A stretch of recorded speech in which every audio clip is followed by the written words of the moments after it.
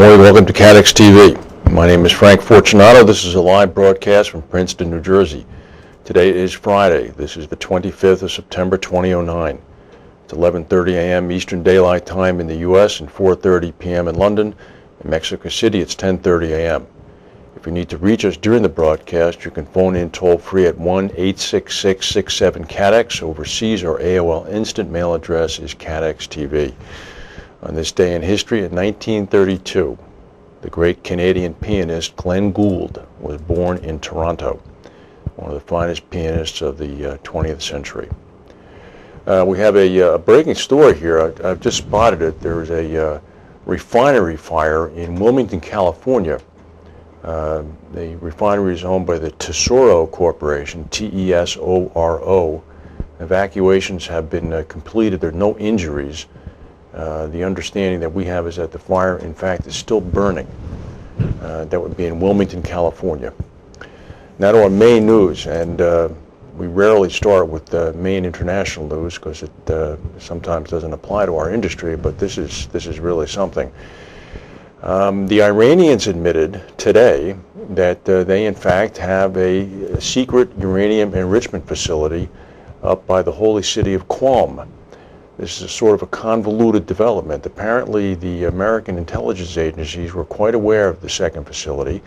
President Obama had been briefed about its existence even when he was the president-elect, before he was sworn in as president.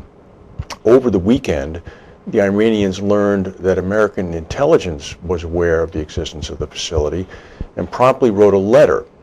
The letter was addressed to the International Atomic Energy Agency in Vienna. In the letter, the Iranians said, well, we do have a second plant. We must have forgotten to tell you about it, but it in fact is there. Beginning last night, that news began to get around Pittsburgh, where the G20 is meeting. Chinese President Hu Jintao was briefed. The British Prime Minister Gordon Brown, the French President Nicolas Sarkozy, and the Russian President Medvedev were briefed. Everybody that I've just mentioned has been claiming this morning that the Iranians must stop and must begin to adhere to the freeze that has been promulgated by the United Nations.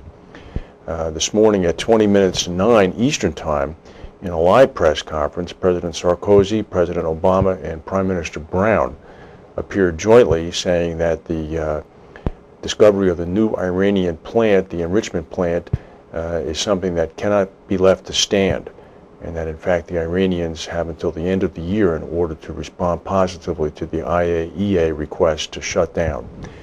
The difference now is that the Russians are involved, and the Russians are backing the shutdown as well, and the Iranians are now pretty effectively isolated. We'll see what happens. This is very big news. It's dominating all of the international airwaves. Here's some interesting news. Roger Crombie, our good friend, is reporting this in the Royal Gazette this morning. 3 AIG companies and the AIG landmark building, here it is on Richmond Road down in Bermuda, are changing their names to Chartis. Chartis is Greek for map, as part of a rebranding initiative for the domestic and international P&C arm of AIG. Some of the Bermuda companies are changing their names. Here are the ones that are changing. American International Company Limited will become Chartis Bermuda Limited. American International Underwriters Overseas will become Chartis Overseas Limited. American International Underwriters Overseas Association will become Chartis Overseas Association. The most noticeable change for most people who live in Bermuda will be the Richmond Road building, the iconic AIG building, which opened in 1971, will now become the Chartis building. The building next door that was also put up by AIG that has Allied World as a tenant will not change its name. The information that is released by George Cubbon, who is the CEO of AIG Bermuda, says this is part of a program where we're seeking to separate out AIG's P&C operations throughout the world under a single banner company.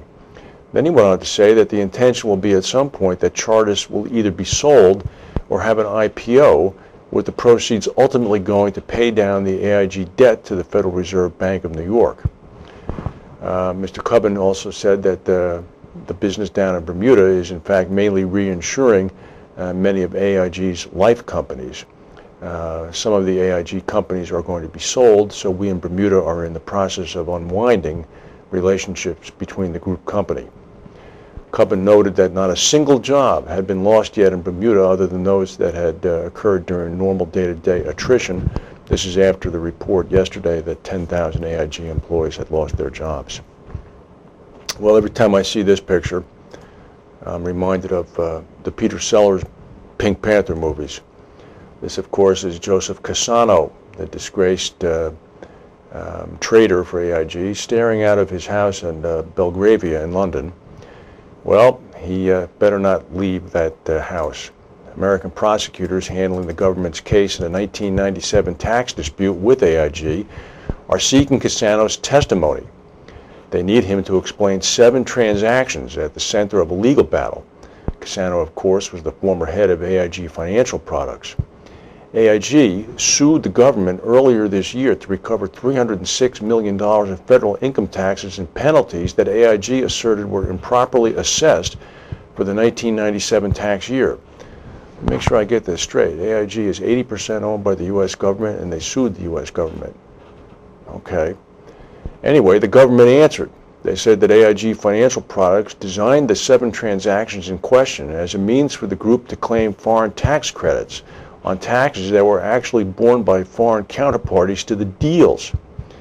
Prosecutors in the U.S. Attorney's Office in New York said that the transactions are designed to be incredibly complicated and opaque, and these transactions will require extensive factual and expert testimony. Mr. Cassano's testimony would help clarify the deals. It remains unclear as to how prosecutors might take a deposition from Mr. Cassano, who lives in London. Could we see that picture again? He has a very strong door, and the jurisdiction of the American government doesn't quite extend to him there.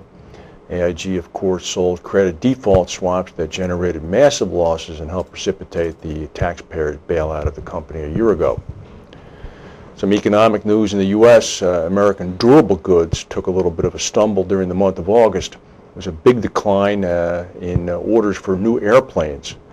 That really killed it. It pushed durable goods orders down about 2.4%. People had been expecting a 0.7% gain in total orders, and that was not to be seen. Stock market's down about 11.5 points as we go to a word from our sponsors.